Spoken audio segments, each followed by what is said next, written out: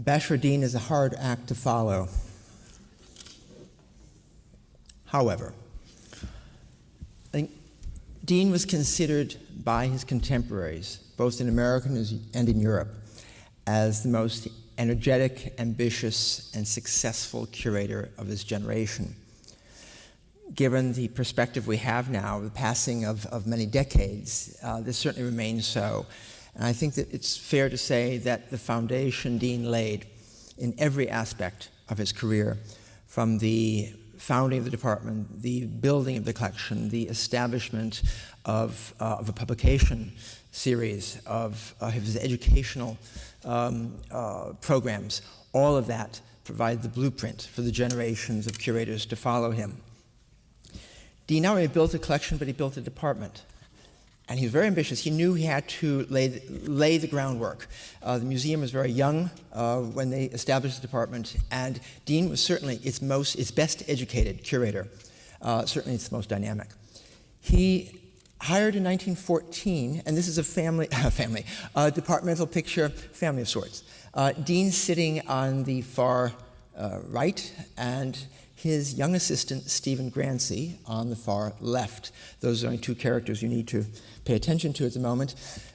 Stephen Grancy was a 17-year-old boy, an expert typist, and when he graduated from high school in Brooklyn, Dean's sister, who was one of his teachers, suggested to her brother that this was an ambitious young man who might very well be a good secretary. Well, Stephen Grancy was hired as a secretary in 1914, and typed out the first catalog of the Riggs collection that Dean published the following year. From typist to soldier to confidant, in a very few years, by 1919, Grancy had shown himself to be a very special character, and Dean adopted him almost like a son and cultivated him, taught him, and tried to put him into the museum role of a junior curator. He trusted Grancy with private matters, with museum matters, and sent him abroad not only to study but also to negotiate purchases. He was very much in Dean's shadow, and with Dean's death in 1928, rose easily to full curator. Went from assistant curator to associate curator to full curator within 6 months. The museum realized in Grancy they had a very apt successor. Grancy wasted no time. He appraised Bashford Dean's collection. He selected the objects from Dean's estate, more than 800 of them, for the museum. He negotiated the dispersal of the collection. So already he was very much in charge. In the 1930s, despite the Depression, despite the stock market collapse and the severe crippling of both the museum's finances and its friends, quite a lot happened. Remarkably, there was no deflation of the Met's acquisition. Instead, certainly for the next years, it continued on its merry way, the way Dean had set the path, and continued to buy masterpiece after masterpiece. In the early 1930s, for example, in Central Europe, especially Germany and Austria, from the 20s and the 30s, the Depression, the deflation, the economic hardships, and the political turmoil resulted in the fear fear for the future and severe economic problems for private collectors and even for museums. The Metropolitan was able to buy from museums and private collectors alike. This is a 1932 aquatint showing, in a rather romantic way, the armory of the Count Erbach near Darmstadt in Germany. This was one of the first German romantic collection formed the very last years of the 18th century, when the neo-Gothic and the Gothic revival spirit was captivating not only England but also the continent as well. And Count Erbach began to collect armors from family and friends and neighbors and built this wonderful purpose-built Gothic-style building to house his armory. One of the armors, and this was an armory well known to collectors, dealers, and curators, it was a scramble to see who could get what fastest. The Metropolitan was able to buy, through a dealer from Count Erbach, this remarkable horse armor made for Johann Ernst, Duke of Saxony and Coburg, one of the Saxon branches. It was in fact an armor given in 1785 by the Duke of Saxony to his cousin Count Erbach in homage of their friendship associations and for the new armory created in the castle. It's an armor made in Nuremberg in 1548 for the Duke of Saxony, and it bears on the front of the horse the Duke's initials and the date, 1548, leaving very little to guesswork. And it is made by Kunstlochner, the leading armorer in Nuremberg. Given the date of 1548, it's very likely that this armor was made for a summit conference held by Emperor Charles V and his son Philip II in Augsburg at the time to settle the religious differences among the German princes. It's an absolutely splendid armor. Very few of this quality exist in the world, and it was one of the great acquisitions of those early years. Remarkably, the Metropolitan bought a second armor, also by Kunstlochner, dated 1549, and of equally high princely status. The armor, as you see, is an etched and gilt of field armor. Details of the decoration you see on the upper right-hand side, the Madonna and Child. Nothing could be more Catholic, more of a pronouncement of the Catholic faith of the owner, but the identity of that owner has always been in question. However, on the toe cap, which you see in a detail on the lower right, is a double-headed eagle, the imperial eagle, surmounted by an open crown. It's not the imperial crown, but a royal one. And that has led scholars to assume that this armor was made for Archduke Ferdinand I as King of the Romans, that is, the heir designate to the title of emperor to succeed Charles V, which in fact he did. It's a very slim armor, an elaborately etched armor, and one of the great etched pieces of Nuremberg in the middle of the 16th century. Dean and Grancy, however, did not collect without competition. And Dean was very, very good, very ambitious about developing the American collecting market. He almost perhaps over-succeeded because he cultivated a number of very wealthy competitors. Closest to the museum, however, was Clarence Mackey, who lived on Long Island, Roslyn, Long Island. Harbor Hill was his chateau-like mansion built by McKim White. They seem to be architects to the stars and to arms and armor. In this great baronial hall, Clarence Mackey assembled stained glass windows, banners, tapestries, and one of the greatest armor collections ever assembled. And from that great collection, the Metropolitan was able to pick out half dozen masterpieces. Mackey's wealth depended on his company, which was the Mackey Cable and Telegraph Company, later bought by AT&T. His wealth was tied up in artworks and in the company stock. So in 1929, he took a real blow. By 1932, as a trustee of the Met, he had to offer the administration half dozen of his very best pieces. He resigned his trusteeship, which was acquired in order to complete the transaction. And from that, the Metropolitan Curators chose several great old master paintings, a wonderful 15th century tapestry, and several exquisite armors. One of them was this on the screen, an armor acquired as that of Anne de Montmorency, Constable of France under Francis I and Henry II of France, mid-16th century. It is a distinctive type of armor constructed of small plates overlapping, that is, instead of a solid breastplate, one of splinted plates, and it's black in color and gilded and etched decoration, very distinctive. For many, many years, it was treated as a French armor or an Italian armor for a Frenchman. In recent years, however, further examination and documentary evidence have revealed that it is in fact an armor of Henry VIII. It is described as a splinted armor, black and gold, in Henry's own post-mortem inventory of 1548. Further investigations of the armor itself substantiated that documentary claim. The shoulder The shoulder pieces holding the breast and back together, when taken apart, reveal that the stud holding the two pieces is in fact a Tudor rose.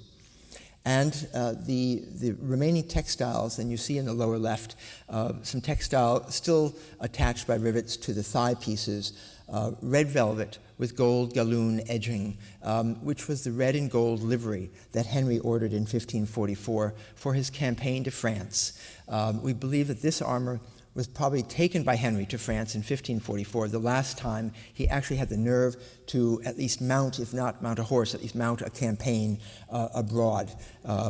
Nonetheless, it's been chopped, it's been adapted, obviously, from its original manufacturer to fit a body. It's been shortened and some plates taken out to accommodate the crippled and gouty king. So we now have two Henry VIII armors, when in fact we thought we had two French armors previously. Not a bad upgrade. From Mackie, we also acquired one of the iconic armors of the collection, that of George Clifford, Earl of Cumberland. Here we have no mysteries to solve. It's simply simply the best and most vividly decorated Greenwich armors of the Elizabethan period. It's an exquisite preservation. The fire gilding and the heat bluing, really near original in condition. Clifford was an Elizabethan courtier, a favorite of Queen Elizabeth in 1590. For example, she made him the Queen's champion, which meant that he represented her in all tournaments. And here in the portrait on the right, he wears the Queen's jeweled glove in his cap. It's a rather bravura image. It's a miniature, in fact. And he also wears here his second blue and gold armor, covered with stars. The armor's disappeared. If you know of it, let us know. But it shows you that Clifford was something of a dandy. He certainly had impeccable taste and spent a fortune on his armor. Looking good at the court of Queen Elizabeth was mandatory. Spending great sums of money was certainly necessary if you wanted to buy an armor order an armor from the royal workshops at Greenwich. After the 1932 purchase, the museum watched the Mackie collection with an eagle eye. Nothing further was dispersed until Mackie's death in 1938. Then the vast collection came up on the market, and it was a feeding frenzy among dealers, collectors, and curators. However, by the late 30s, even the Met was beginning to run out of money. Grancy saved up his funds and his goodwill with the administration to pursue one last great treasure from the Mackie collection, Clarence Mackie's favorite piece. It was the armor of Henry II. He bought it in 1929 for just on the eve of the stock market crash for $137,000, a purchase, in fact, that Grancy negotiated privately for Mackie. So the goodwill finally paid off. The armor came to us in 1939. We were paying at that time about 20 cents on the dollar. Such was the economy of the moment. The museum got a great, great bargain, but moreover, a great, great work of art. It is perhaps the most art historical of all of our armors, insofar as it is an armor made in the French court about the mid-1550s. Its decoration is attributable to a series of artists working in the court of Henry II, of several names, but certainly we know that the breastplate, for which there's a paper design, and there's a paper design for every piece of this armor.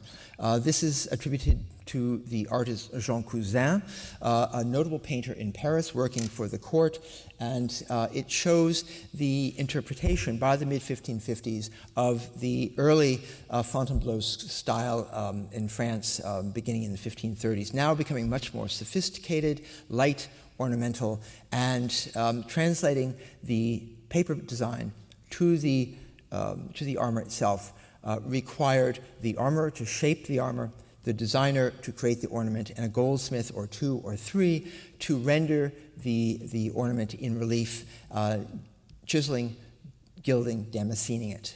You see a detail of the breastplate with a Roman soldier on a pedestal with two figures below, raising up mace and sword, surrounded by laurel wreaths, and you see the same figures on the paper design to the left. Very rarely can we document an armor so thoroughly as this, from its inception to its final and very glorious rendering.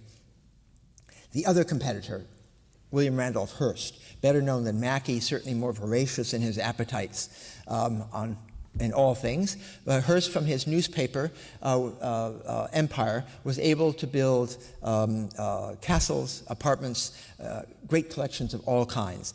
He wasn't really interested in paintings, but armor and tapestries were his loves. This is his triple-story apartment on Riverside Drive. You can still see it today, standing out on the boat harbor. You look up towards 86th Street, and that vast top floor of the building, the Claremont, is still present today. However, no longer filled with a collection such as this. Hearst had hundreds of armors, hundreds of pieces, and the Met never seemed to cultivate him sufficiently well to be on his good side. Nonetheless, with the progression of the Depression, even Hearst had to sell. And we were able to acquire a handful of pieces, but superb ones. At the same time, we were buying Mackie pieces. It must have been a terrible dilemma for Grancy to choose among this embarrassment of riches. Perhaps the finest of Hearst's pieces was Milanese armor, made about 1600 for a young man, perhaps a boy. It's on view in the Lauder Gallery next to the Engelhart Court, superbly preserved, richly damascened and chiseled armor of a late style. It's a field armor intended to be worn on horseback using a lance. By this time, the lance had all but been given up. So it's rather conservative in that respect, but avant-garde in terms of its decoration, with this marvelous abstract pattern of trophies and guilloche ornament covering every inch of the surface. Again, from a German castle that Hearst beat us to. Not everything had to be purchased, however. Bashfordine already in 1915 was borrowing heavily from George Cameron Stone, a local New York collector, had a townhouse in Greenwich Village, chock-a-block with thousands and thousands of objects of non-European origin, everything from the Islamic Middle East to Buddhist, Hindu, and other cultures of the Far East, Pacific Islands. Everything that was not European and non-American was of his interest. He made numerous trips abroad. He was a metallurgist by training and just collected and collected and collected. He was collecting for types rather than his works of art, however. When he died in 1935, he bequeathed his entire collection to the Metropolitan Museum. It was a dilemma whether to accept or not, because there was far more quantity than the museum ordinarily accepted. But rather than lose the treasures, they took the whole collection. And there were treasures indeed. I'm showing 3 of these to give you a sense of quality and range. The sword at the top is certainly the finest piece in Stone's collection. Stone had been lending to the museum since 1915. So in 1936, after his death, the whole collection came here and was cataloged and put on display. The sword at the top is the finest of his pieces, an Ottoman sword of the mid-16th century, one of the best blades ever created, elaborately inlaid and chiseled with Quranic inscriptions that keep referring to Solomon or Suleiman in Turkish, and it may very well be, because of those references and the richness of the blade, that the sword may have belonged or have been made for Suleiman the Magnificent. The dagger on the lower left is a South Indian dagger, perhaps even of the 16th century. Very difficult to date these steel weapons from Tanjore, one of the princely collections of southern India. And here but noted for its iron chiseling. Here is a fully three-dimensional peacock coming out of the Hindu pantheon, and marvelous work in 3 dimensions, all of chiseled iron. And from yet another continent, a Korean armor of cloth, multiple layers, 30 layers, I believe, of cloth with Taoist symbols stenciled on it, perhaps 18th century. A wealth of material. Stone wrote the book of the time, and the book still used today, a glossary of the construction, decoration, and use of arms and armor in all times, in all countries. It has great ambition and is remarkably useful still today in its visual dictionary of arms and armor types. The 30s came to a close with a project that very much occupied the curators and conservators' focus, that is a new armor hall. The installation in the McKim-Mead white spaces were by this time out of date as regards the relocation of galleries within the museum, where our first galleries were in fact located where the Egyptian wing is today. And that entire wing was ultimately demolished and reconstructed along Fifth Avenue. A new space was desired, that in the central core of the 1880 building, which is where the great medieval sculpture court is, and you'll recognize it from the slide on the right. But the thought was, and this is where the plaster cast galleries were, several architects were called in to devise a medieval style ensemble as a background for the armor collection. The drawing that survives on the left is one for a Gothic style beamed ceiling space. It eventually was not used. It was discarded as being overly elaborate and fussy.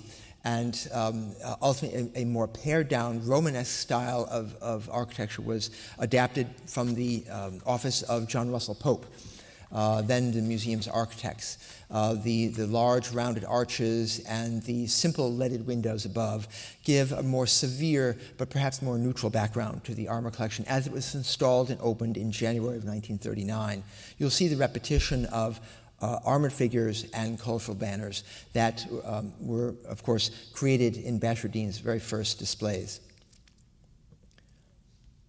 In the early 40s, World War II obviously preoccupied the world, and certainly the Metropolitan Museum. In 1942, large numbers of objects from the Metropolitan were hidden away in rural Connecticut, which included all of the masterpieces of the Arms and Armor Department. A large number of boxes were sent into the country. And at the same time, Stephen Grancy was called up by the Army, like his predecessor Bashford, to become an advisor for the design of helmets and body armor in modern warfare. And so too was our armorer, Leonard Heinrich, this time, a German-born armorer employed to cold hammer, so to speak, some of the prototype designs in aluminum as prototypes for machine-made helmets. Now, in World War I, the concern was trench warfare. And the doughboy armor and helmets for the doughboy. In World War II, the standardized helmet had already been created based on Bashford's initial investigations. Grancy was concerned more with airmen's armor. Flak jackets based on the medieval brigandine, that is a type of close-fitting body armor in which plates were riveted inside in the Middle Ages, a textile, quite often cloth of gold or velvet, covering. In World War II, of course, it was nylon or some other modern fabric. Kevlar ultimately replaced the iron plates. But the Grancy here is shown with his prototypes, again, mostly designed with the airmen in mind, and Heinrich photographed, working in the armor shop with Taschot's tools and old world skills employed to new devices. Following World War II, we see a hiatus. The collecting of the Metropolitan Museum virtually came to a halt with the acquisition of the Henry II armor in 1939. There was, of course, the interim of the war years, and during the war years, the museum's new director, Francis Henry Taylor, looked to the future, and the reorganization of the Metropolitan Museum, the creation of new departments, and the redesign of the museum's footprint. He virtually told the curator that the golden years of collecting were past, that the museum that the department had to rest on its, to quote, well-gilded laurels, not music to every curator's ears, and that future acquisition funds would be limited to his annual appropriation of $2,000.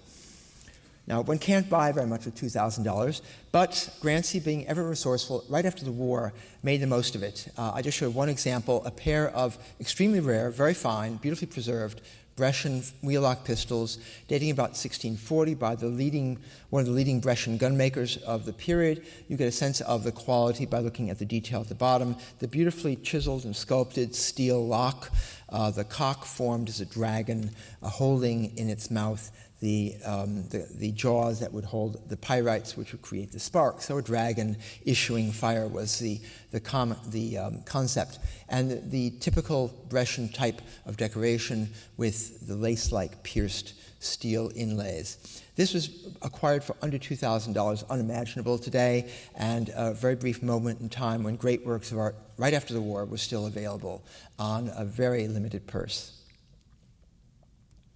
So acquisitions really weren't the thrust in the following decades. Traveling exhibitions happened because the Arms and Armor galleries were closed down for about 5 years until the Pierpont Morgan wing opened in 1910 to house J.P. Morgan's personal collection.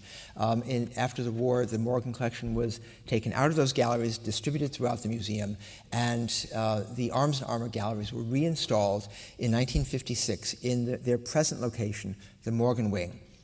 I should say that the same vitrines, those bronze-framed vitrines, plate glass, that were created for Bashfordin's very first installations, kept moving around, 100 vitrines from the early McKinley white displays to the medieval court, to the galleries now in the Morgan wing. They were very sturdy, very good in their time, and with, I'm told, a mere $5,000, 10 galleries were reinstalled in the Morgan wing in a very attractive and, for their time, very innovative display, incorporating, much to Bashfordin's delight, I would think, not only the objects themselves, but also works of art that illustrated arms and armor in use. Contemporary documents such as the King Arthur tapestry hanging on the wall that you see on the right, and some of the sculptures and small works of art that Dean himself had collected as documents to bring to life the objects that the visitors saw in the galleries. It was only in the 1970s that the museum ventured forth into the real world market and began to spend significant sums on arms and armor. In 1972, the museum made quite a splash at auction by buying for a world record price the flintlock gun of Louis XIII of France. We already had several examples in our collection. Louis XIII, famous for his Three Musketeers Association. You see in a portrait of the youthful king already in martial guise, holding a helmet and wearing a sword. He was known because of his youthful interest in firearms. He liked to take them apart and put them back together. Again, what child doesn't, of course. Louis l'Arquebusier and Louis the Gunmaker. And he collected hundreds of firearms, not only of French make, but of diverse European origin. This is one of the most elegant, and was one in an American collection. The museum had borrowed it in the 20s and lusted after it when it was an American collection. It did not receive it, however, as a gift or bequest, but had to go out and buy it at Sotheby's after very considerable competition. Its particular attraction at the time was not only its elegant scroll butt and delicate inlaid decoration, but also the fact that it was perhaps the earliest flintlock mechanism, a simple mechanical invention of the French about 1620, which captivated and took over gunmaking in Europe in the following centuries. And of course, even American colonial firearms were of the same flintlock mechanism. So it was much pursued by American and European collectors at the time, and one of the great coups of the Metropolitan. It signaled perhaps to the world that the Met was again in the market and ready to buy masterpieces. I'm skipping forward a bit. In 1991, after 30 years, the galleries were beginning to look their age. And we closed the galleries in 1988 for 3 years, while the Morgan wing was completely renovated, refurbished. The old 1915 vitrines were at last retired, and a new installation with new vitrines, new banners, and some very fine old armor and weapons were reinstalled. Views of the equestrian court and the, in this case, the Ronald Lauder Gallery with its parade armor and Henry II's armor taking pride of place. In order to sort of promote the collection and to fill gaps, thanks to the generosity of a number of friends of the department, but most especially Arthur Ochs Sulzberger, chairman of the Board of Trustees, chairman of the museum's visiting committee, and perhaps the greatest patron of the department, we went out and were able to buy a handful of great, great objects that now become some of the hallmarks of the collection. This, the armor of Luis, Prince of Asturias, the future King of Spain, a 5-year-old boy's armor, came on the market in 1989, my very first acquisition as a curator. How could they turn me down? And it's a great iconic piece that is not only one of the last parade armors made in Europe, but also a symbolic of the new monarchy in France, with the lions of Léon, the castles of Castile, and the fleur-de-lis of the new Bourbon dynasty in France, the beginning of the 18th century. The armor is made in Paris in 1712 and is signed and dated. Another royal piece, always of attraction to the department, in this case a flintlock fowling piece made for the Empress of Austria, acquired about a year and a half ago, newly displayed just a few weeks ago in the Firearms Gallery. A great work of late Baroque design and decoration made by a French armorer who moved to Vienna and made this gun about 1670 for Margarita Theresa, wife of the Emperor, Holy Roman Emperor Leopold I. It's a lady's gun. It's absolutely in Parisian style. The Grenoble walnut stock with its beautiful marbling of dark and light woods, the silver monogram, crowned monogram in the butt, the beautifully chiseled lock. One of the masterpieces of actually what I would call Parisian gun making in the age of Louis XIV, and with, of course, imperial associations. American, one of the great masterpieces, American firearms making, a Colt revolver made by Samuel Colt as a display piece, promoting not only his manufacturing, but also the artistry of his engravers and his proud use of American imagery. You see on the American Eagle and on the cylinder a portrait of George Washington. This was taken to Europe to promote Colt's firearm sales and is believed to have been presented to the Sultan of Turkey to try to promote sales to the Turkish army of rather plainer Colt firearms. We're also collecting, more recently, American presentation swords, which give us an opportunity, not only fill a gap, but give us an opportunity to show the original design in American arms. Presentation swords have no particular function other than to honor the recipient. On the left screen, a solid gold sword presented to one of the heroes of the Mexican-American War in 1847-48, the Mexican War. This was given to Brigadier General John Wool by Congress rather belatedly in 1854, marvelously designed to incorporate the American eagle, a corn cob, and the cactus and snake symbolizing Mexico. A somewhat disparate use of imagery, beautifully brought together, however, in an elegant and harmoniously balanced sword. And on the right, a sword given to a New York militiaman in 1850, showing the use of miniature sculpture in American sword design. And we even collect, as late as 1900, the collection has been expanded to include Smith & Wesson revolvers with Tiffany-designed silver grips. We particularly like this group of weapons because they connect arms and armor to the decorative arts. And here we have Tiffany employing niello, which is inspired perhaps by Caucasian weapons. The chief designer at Tiffany's, having collected, Edward Moore, having collected an encyclopedia collection of European metalwork from which he borrowed not only motifs but decorative techniques as well. The collection has expanded in recent years to include Tibetan arms and armor, and we have one of the great pieces acquired in the 90s, a Tibetan helmet or Mongolian helmet with Tibetan inscriptions and figural motifs, and in recent years installed an entire exhibition for the first time, a pioneering exhibition on arms and armor from the Himalayan regions, Tibet, Mongolia, and Central Asia, warriors of the Himalayas, which you may remember. We've also acquired recently several masterpieces of Islamic arms and armor. I show perhaps one of the finest Indian armors surviving. On the right, the after, an Indian armor dated 1632-33, perhaps given to Shah Jahan, and the before when it came to the museum. You have to remember, so often objects come to the museum looking not the way that you see them in the galleries today. This is an armor that took hundreds and hundreds of hours to clean every single one of those thousands and thousands of inscribed male links, as well as the very elaborately incised gold plates.